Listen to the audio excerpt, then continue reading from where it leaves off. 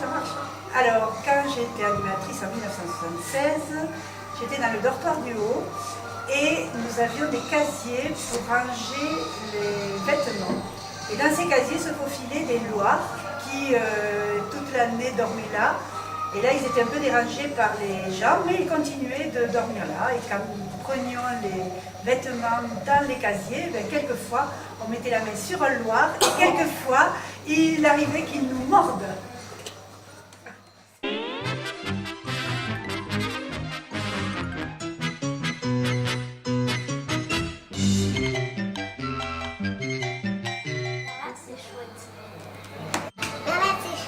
Berlade, c'est la meilleure colonie. Je suis ici depuis que je suis tout petit. Ça rime en plus. Ma famille est là depuis 50 ans. Mon père est venu tout petit. Après, c'était autour de ma tati. Après, c'était autour de mon tonton. Après, c'était autour de mon frère. Maintenant, c'est à mon tour. Et c'est autour de mes petits cousins et de ma petite soeur maintenant.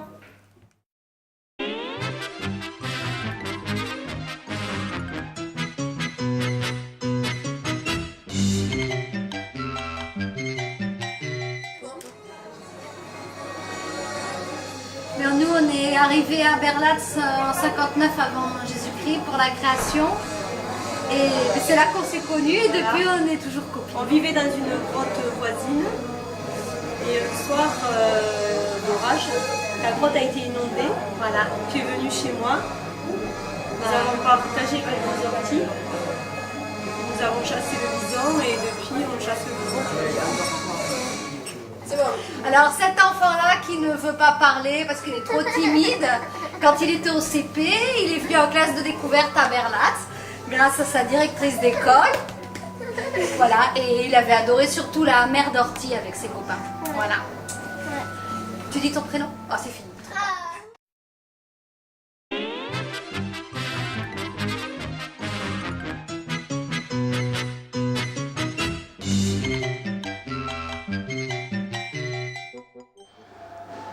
« 14 ans est toujours là. Et même si aujourd'hui on n'a pas notre troisième acolyte Yasmine, vive les trois chaises. Merci pour tout.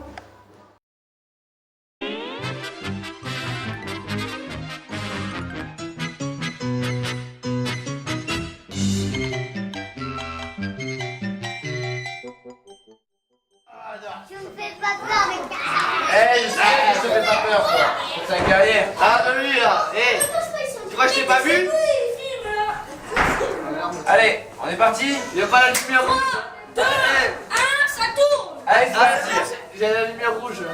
Mais ça tourne, hein. Alors, moi, je me rappelle. Aïe, aïe. Moi aussi.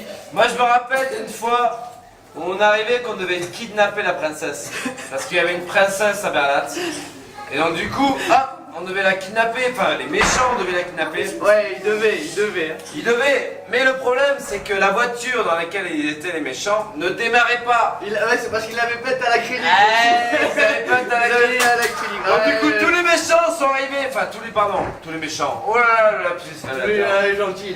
Tous les enfants sont arrivés sur la voiture, mais parce qu'elle démarrait pas. Eh, dis donc. Donc tous les enfants sont arrivés sur la voiture en même temps et la voiture démarrait pas. Donc le conducteur était là et il les a tous écrasés. Ah non, ils n'avaient pas tous écrasés. Bon, au bout d'un moment elle a démarré, mais Pierre elle a démarré avec tous les enfants dessus et dedans qui ont... Eh dis donc, allez. Et voilà. Et on a réussi quand même à faire la sensibilisation avec pas mal d'enfants autour de la voiture. Tout en respectant le côté sécurité et pédagogique. Et pédagogique, tout à fait. Pédagogie. Et voilà. Mais sinon, c'est quand même une anecdote que je me rappelle parce que c'était vraiment comique de le vivre de l'intérieur. C'est voilà. Comique. On est d'accord? Cheese.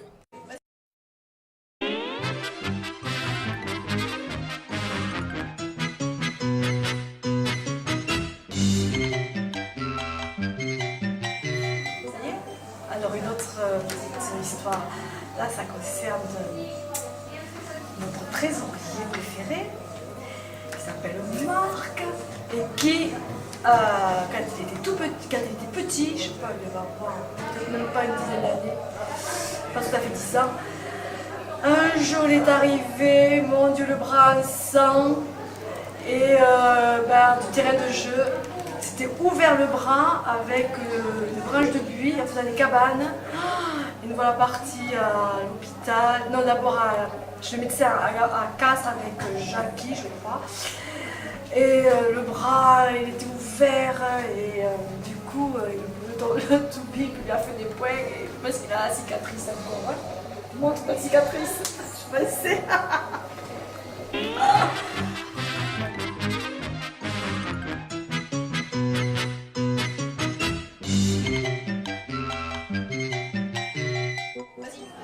Alors,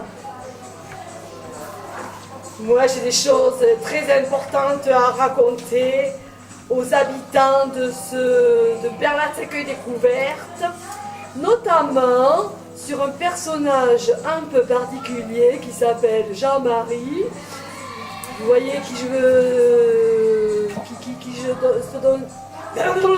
Bref, eh bien ce garçon avait comme habitude de traumatiser les animatrices et les agents techniques en s'enfermant dans la chambre froide et en leur faisant peur quand elles ouvraient la porte. Il leur sautait dessus. Il s'enfermait dans la chambre froide. Le personnel de la cuisine venait ouvrir pour chercher le saucisson ou le fromage et il leur sautait dessus. La nuit.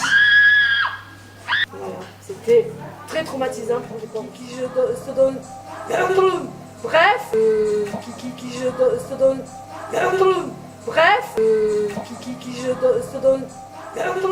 Alors, autre petite histoire qui concerne un autre personnage de ces lieux qui s'appelle Marcus, qui courait les matins de bonne heure après les poneys qui s'échappaient et qui leur courait après parce qu'on venait le chercher à toute vitesse. Les poneys ont quitté l'enclos, vite vite, et le matin, allez, qui est-ce qui s'est levé, qui partait courir après les poneys pour les rattraper?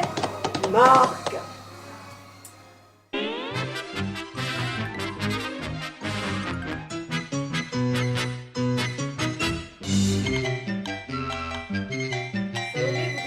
De tout le monde.